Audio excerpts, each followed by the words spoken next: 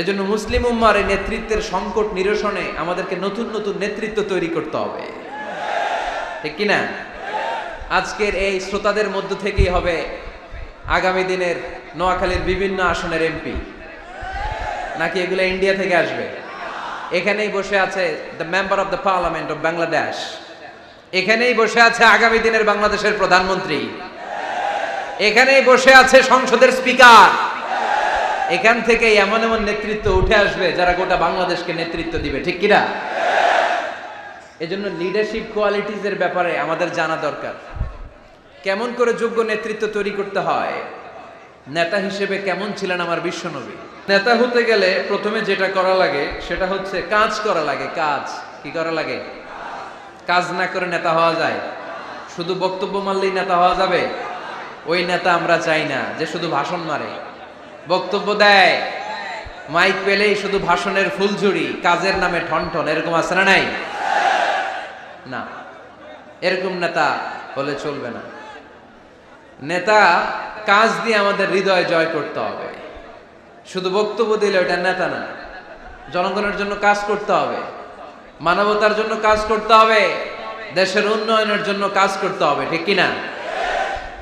তাহলে আগে কাজ পরে নেতা। নেতা হওয়ার প্রথম শর্ত হইল নেতাকে কাজ করে তার নিজেকে প্রমাণ করতে হবে যে তিনি নেতা। আগে কাজ পরে নেতা। আওয়াজ করে উত্তর দিতে হবে, আগে কি পরে? জোরে বলেন সবাই, আগে কি পরে নেতা। To serve before to lead. I repeat, আমি আবারও বলছি, to serve before to lead. Lead দেওয়ার আগে আগে সার্ভিস দিতে হবে। সাইয়্যিদুল কওমি খাদিমুহুম। জাতির লিডার যিনি হবেন, সাইয়্যিদ যিনি হবেন, তিনি আগে সার্ভিস দিবেন, জাতির খাদেম হবেন। খেদমত ছাড়া, কাজ করা ছাড়া জাতির নেতা হওয়া যায় না। তো সেদিন আমরা কি একা একা উঠবো না নেতা নিয়ে উঠবো? বিষয়টা একটু ভেবে দেখেন। Think about it, ponder on the issue. এটা সাধারণ কোনো ইস্যু নয়। একা একা আমি উঠবো না, আমি আমাদের নেতাদেরকে নিয়ে উঠবো। নেতা জাহান্নামী হলে আমরাও জাহান্নামী, নেতা জান্নাতি হলে আমরাও জান্নাতি, ঠিক কিনা? وقالوا ربنا إنا أطعنا سادتنا وكبراءنا فأضلونا السبيلا ربنا آتهم ضعفين من العذاب والعنهم لعنا كبيرا। সেদিন লোকজন বলবে, ইয়া রব, আমরা আমাদের নেতাদের অনুসরণ করেছি, আমরা আমাদের মুরব্বীদের অনুসরণ করেছি, আমাদের নেতারা, আমাদের মুরব্বীরা আমাদেরকে গোমরা বানিয়েছে, আমাদেরকে ভুল পথ দেখিয়েছে। নেতাদের কারণে, মুরব্বীদের কারণে আজকে আমরা জাহান্নামী। আজকে আমাদেরকে জাহান্নামী তুমি তো আযাব দিবা, আমরা সবাই জানি, কিন্তু আমাদের নেতাদেরকে ডবল ডবল আযাব দিবা। ওদের কারণে জাহান্নামী, ওদের কারণে আজ আমরা জাহান্নামের লাকড়ি হয়েছি, ঠিক কিনা? আতিহিম দি'ফাইনি মিনাল আযাব, আল্লাহ এদেরকে ডবল শাস্তি দাও। ওয়াল আনহুম লা'নান কাবীরা, এদেরকে লানত দাও, এদের উপর গজব দাও, জাহান্নামের আগুন দিয়ে এদের দেহগুলো ঝলসে দাও। এটা সাধারণ কোনো ইস্যু নয়। একা একা দাঁড়াতে পারবো না। যার অনুসরণ করেছি আমি, যার ফলোয়ার, আমার যে সেলিব্রিটি, সেও দাঁড়াবে, আমিও দাঁড়াবো। এজন্য সেলিব্রিটি চুজ করার সময় সাবধান মুসলমান, নেতা চুজ করার সময় সাবধান। আমরা আজ থেকে এই সিদ্ধান্ত নিব যে বুঝে শুনে নেতা ঠিক করব, উল্টাপাল্টা কোনো নেতার পিছনে আমরা ঘুরবো না। চিল্লায় বলেন ঠিক কিনা?